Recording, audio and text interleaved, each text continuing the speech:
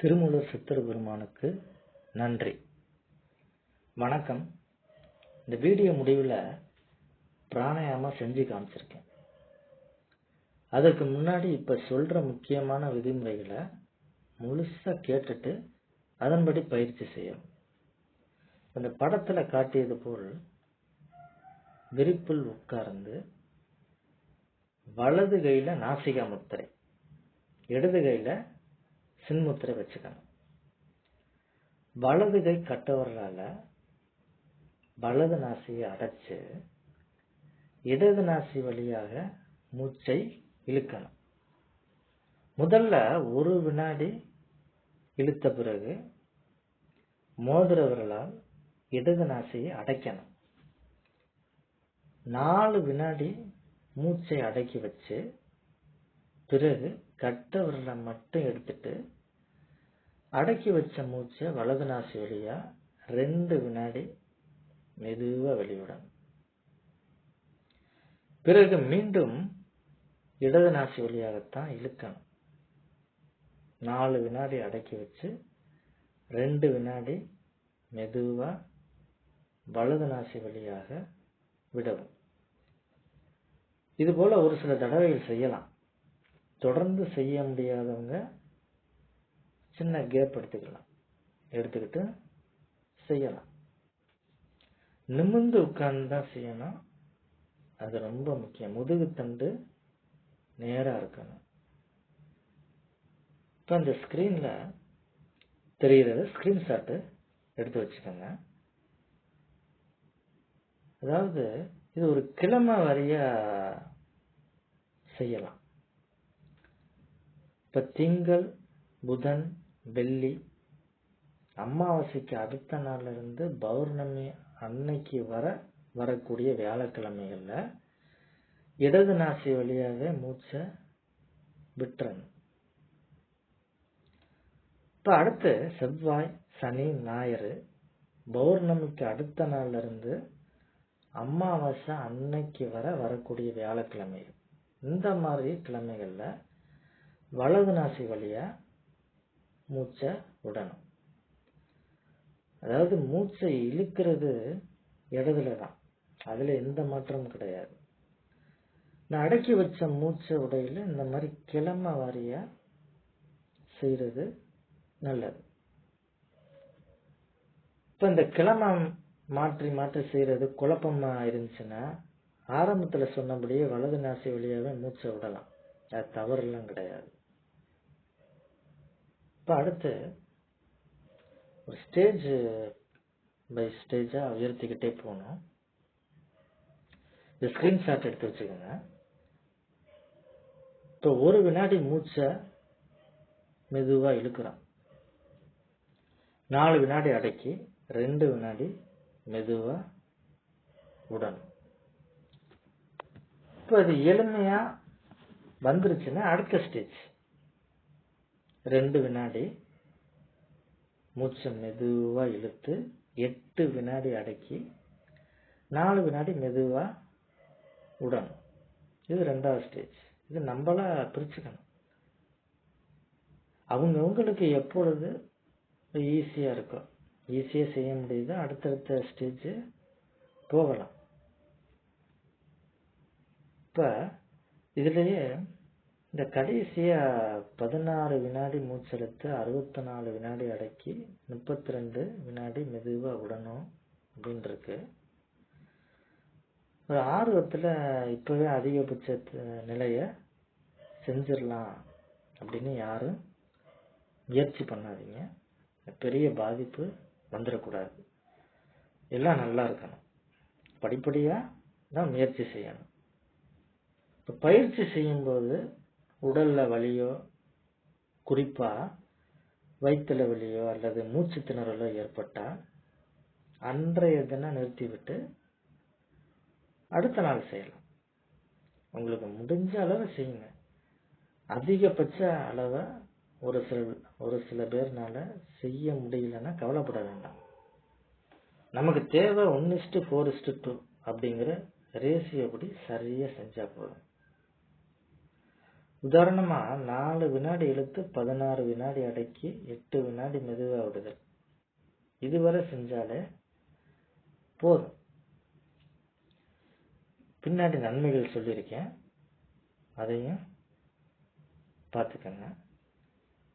இப்போ அதிகாலையில எழுந்து குளிச்சு மனதளவுல கடவுளை வணங்கி திருமூல சித்தரை வணங்கி இப்பயிற்சியை தொடங்கலாம்.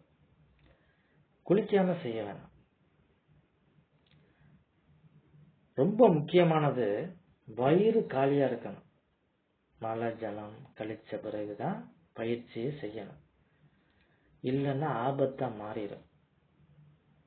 ஏன் இதெல்லாம் சொல்றேன்னா, குருவிற்கு முன்னால் நாம் பயிற்சி செய்யறப்ப அவர் முக்கியமானது சொல்லி கவனமா நம்மளை பார்த்துக்குவார்.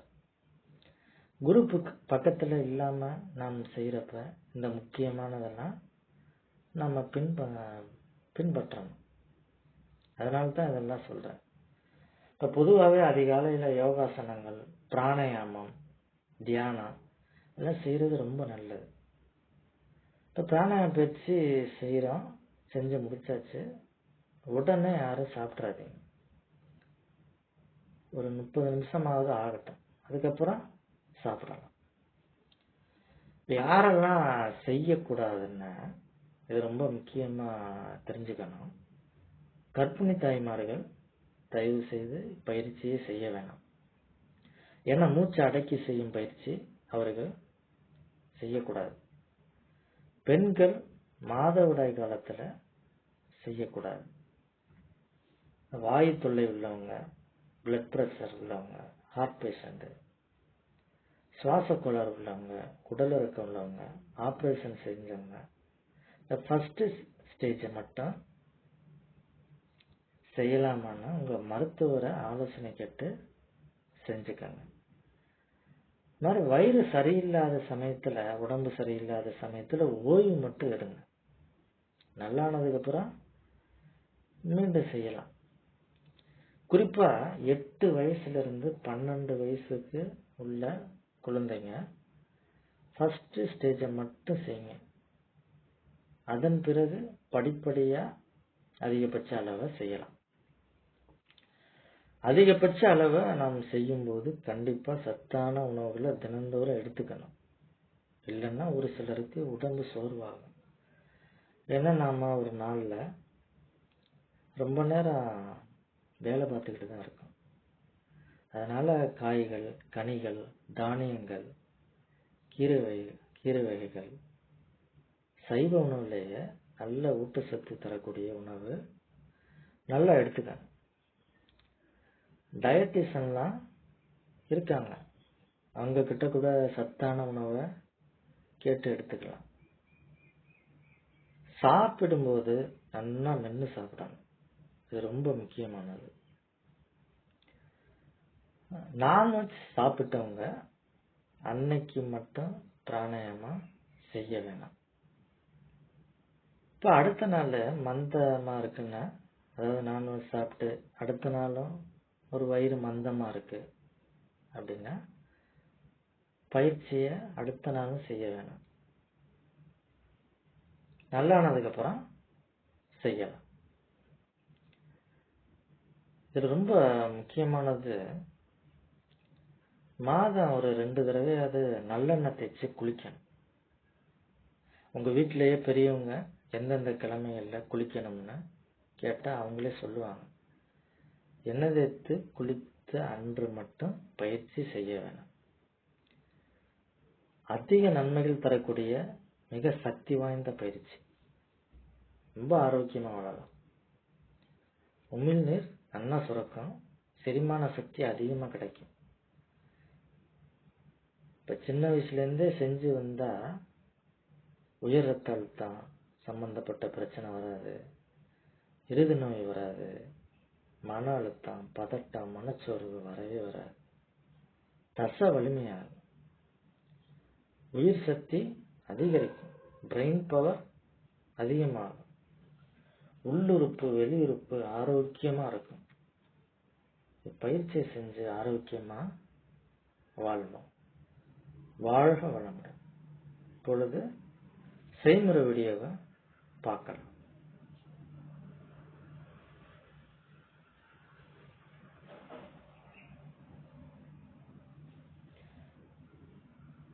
இழுக்கிறது இடது நாசி வழியாத்தான் இழுக்கணும்.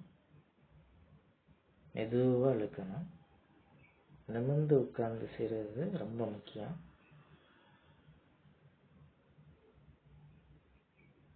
இப்போ அடக்கியாச்சு, க்ளோஸ் பண்ணியாச்சு. மோதிர விரலையும் மூடியாச்சு. ஏற்கனவே கட்டை விரல் மூடி இருக்கோம் வலது நாசியில். இப்போ இழுத்துட்டு இடது நாசியும் க்ளோஸ் பண்ணியாச்சு.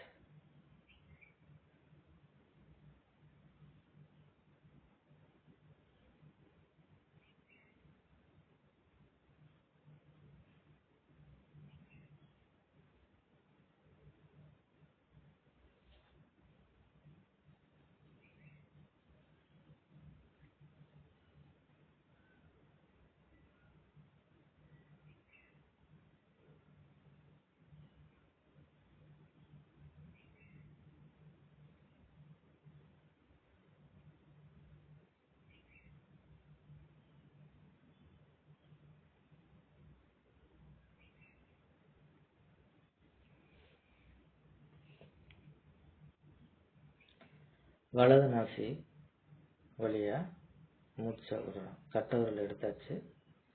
வலது நாசி வழியா மூச்சை மெதுவாக விடணும். இடது நாசியில் மோதிர விரல் க்ளோஸில் தான் இருக்குது. மோதிர விரலை வச்சு அடைச்சி வச்சுருக்கோம்.